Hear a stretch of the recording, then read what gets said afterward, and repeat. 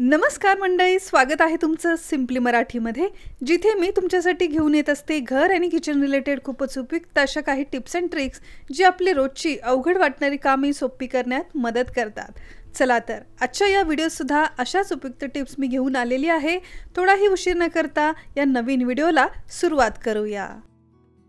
आपल्या घरामध्ये बरेचसे असे छोटे मोठे टूल्स किंवा साधं किचनमध्ये सुद्धा चाकू, चमचे वगैरे ठेवण्यासाठी एखादं हँडी ऑर्गनायझर आपल्याला नेहमी हवं असतं. आता प्रत्येक वेळेस मार्केटमधूनच हे पैसे देऊन ऑर्गनायझर खरेदी करण्यापेक्षा घरातूनच एक छान जुगाड आज आपण करणार आहोत आणि त्यासाठी आपल्याला लागेल हा डबल साइडेड टेप. तर जिथे तुम्हाला अगदी हँडी, चमचे, चाकू किंवा असे काही टूल्स ठेवायचे त्या ठिकाणी तुम्ही या डबल साइडेड टेपचा एखादा मोठी स्ट्रिप कट करून ती चिटकून घ्या. आता जेवढे टूल्स आहेत तेवढी स्ट्रिप आपल्याला कट करायची आहे. ती चिटकवल्यानंतर सगळ्यात आधी यावरती जो पेपर लावलेला असतो तो पेपर आपल्याला काढून घ्यायचा आहे. म्हणजे याचा वरचा जो सरफेस आहे तो अगदी छान चिकट आपल्याला मिळेल. आता यावरती जे काही चमचे, चाकू किंवा अशा काही छोट्या मोठ्या टूल्स तुम्हाला हँडी ठेवायच्या त्या यावरती तुम्ही चिटकून घ्या.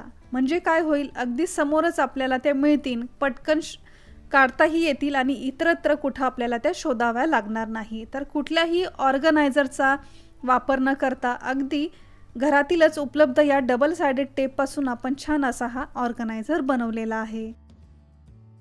बराच वेळ ऑनलाईन वगैरे एखादी वस्तू ऑर्डर केल्यानंतर ती अशी छान बॉक्समध्ये पॅक होऊन आपल्याकडे आलेली असते. आपण त्या बॉक्समधून वस्तू तर काढून घेतो आणि हा जो बॉक्स आहे हा असाच डस्टबिनमध्ये टाकून देतो. परंतु हा बॉक्स असाच डस्टबिनमध्ये टाकून न देता सगळ्यात आधी या बॉक्सवरती आपली जी काही पर्सनल इन्फॉर्मेशन आहे, म्हणजे नाव, कॉन्टॅक्ट नंबर, ॲड्रेस यावरती दिलेला असतो, तो सगळ्यात आधी इरेज करणं खूप महत्त्वाचं आहे. त्यानंतरच हा बॉक्स तुम्ही डस्टबिनमध्ये टाकून द्या. कारण बराच वेळ आपण पाहतो की अशी पर्सनल इन्फॉर्मेशन मिळाल्यानंतर त्याचा बराच वेळ गैरवापरही केला जाऊ शकतो. त्यामुळे हा बॉक्स टाकून देण्याआधी यावरची आपली जी इन्फॉर्मेशन आहे ती इरेज करणं खूपच गरजेचं आहे. त्यामुळे ही इन्फॉर्मेशन कशी इरेज करायची, तर घरामध्ये जर आपल्या सॅनिटायझर असेल तर हे सॅनिटायझर आपल्याला या आपल्या डिटेल्सवरती स्प्रे करायचं आहे आणि त्यानंतर हलक्या हाताने हे आपल्याला इरेज करायचं आहे. सॅनिटायझर नसेल तर घरामध्ये डिओड्रंट असतात, परफ्यूम असतात, तेही तुम्ही यावरती स्प्रे करू शकता. स्प्रे केल्यानंतर हलक्या हाताने आपल्याला हे पुसत जायचे आहेत. त्यामुळे अगदी सहज ही इन्फॉर्मेशन पुसली जाते.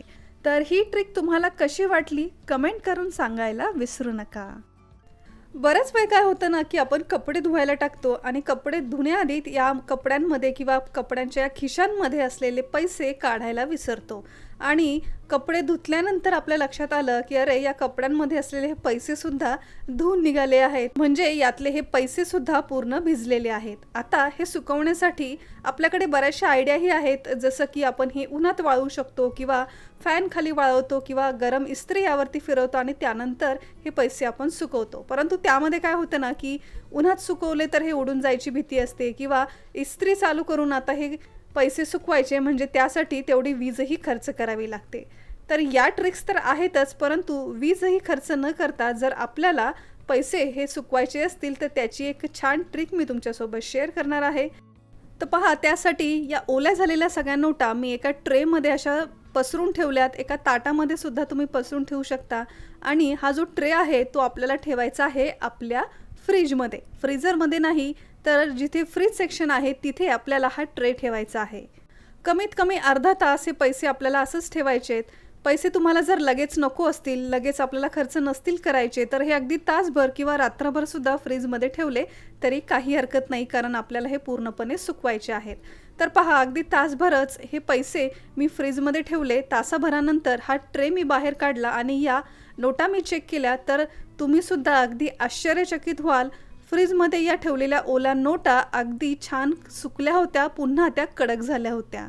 तर असे हे सगळे ओले झालेले पैसे छान सुकलेलेही आहेत आणि यासाठी आपल्याला एक्स्ट्रा कुठेही वीज खर्च करावी लागली नाही.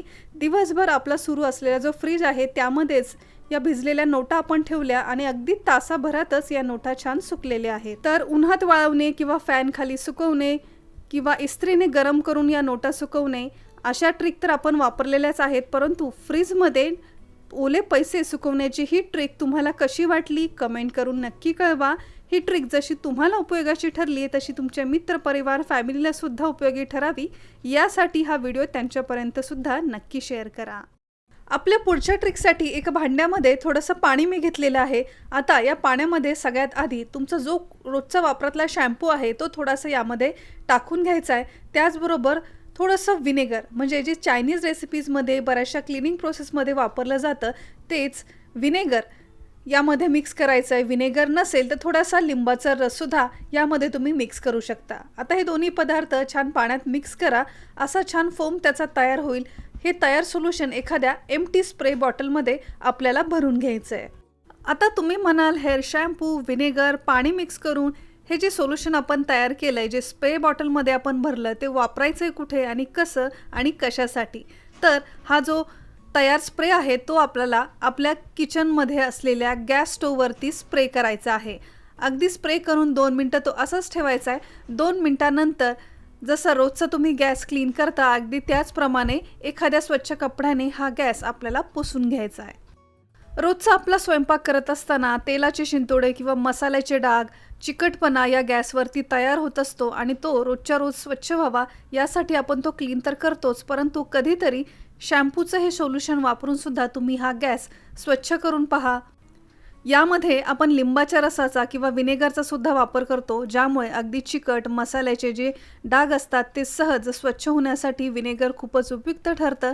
आणि सगळ्यात महत्त्वाचं म्हणजे शॅम्पू ही एक प्रकारची चकाकी आणण्यामध्ये आणि यावरचे असणारे डाग दूर करण्यासाठी सुद्धा खूपच उपयोगाचं ठरतं। त्यामुळे या सोल्युशनमध्ये आपण हेअर शॅम्पूचा सुद्धा वापर केलेला आहे। जसं की केसांना चमक आणण्यासाठी हेअर शॅम्पूचा वापर केला जातो, अगदी त्याचप्रमाणे शॅम्पूचा आपण इथे वापर करतोय। त्यामुळे आपला जो गॅस आहे तो छान चमकण्यासाठी, त्यावरचे असलेले डाग वगैरे स्वच्छ करण्यासाठी सुद्धा या शॅम्पूचा वापर तुम्ही नक्कीच करू शकता। तर अगदी आठवड्यातून 2 ते 3 वेळा अशा प्रकारे सोल्युशन बनवून तुम्ही तुमचा गॅस नक्की स्वच्छ करून पहा। या सोल्युशनच्या वापरामुळे गॅस तर आपला स्वच्छ होणारच आहे, त्याचबरोबर यावरची जी चमक गेलेली असते, अगदी जुनाट असा गॅस आपला दिसू लागतो, तर तो गॅससुद्धा आपला अगदी नव्यासारखा चमकू लागतो। हे तुम्ही या व्हिडिओमध्ये पाहू शकता। अगदी नव्यासारखाच आपला गॅस हा शाईन करतोय। तर मी तर म्हणेल फक्त गॅसवरतीच नाही तर रोजचा स्वयंपाक झाल्यानंतर हा स्प्रे गॅसच्या खाली किंवा अवतीभोवती असलेलं हे जे किचन काउंटर आहे त्यावरती सुद्धा स्प्रे करा। 1-2 मिनिटात फक्त स्वच्छ कपड्याने ते पुसून घ्याल तर तुम्ही पाहाल गॅसप्रमाणेच आपला जो किचन ओटा आहे, म्हणजे किचन काउंटर आहे, ते सुद्धा स्वच्छ होईल, अगदी नव्यासारखं चमकू लागेल, त्यावरती कुठलाही चिकटपणा राहणार नाही। तर गॅस किंवा आपला किचन काउंटर स्वच्छ करण्यासाठी हेअर शॅम्पूचा असा उपयोग तुम्हाला कसा वाटला कमेंट करून सांगायला विसरू नका। मला आशा आहे की आपल्या इतर व्हिडिओप्रमाणे आजचा हा व्हिडिओसुद्धा तुम्हाला नक्कीच उपयोगाचा ठरला असेल। तर यातली कुठली टिप तुमच्यासाठी नवीन आणि उपयोगाची ठरली हे आम्हाला कमेंट करून सांगायला विसरू नका। आजचा हा व्हिडिओ, माझी ही मेहनत जर तुमच्यापर्यंत पोहोचली असेल तर व्हिडिओला एक लाईक नक्की करा। आणि अजून जर तुम्ही सिम्पली मराठी या चॅनलला सबस्क्राईब केलं नसेल तर वाट कसली पाहताय, लगेच सबस्क्राईब करा, हे अगदी फ्री आहे। सबस्क्राईब बटन समोर एक नोटिफिकेशन बेल आहे, ते सुद्धा प्रेस करायला विसरू नका।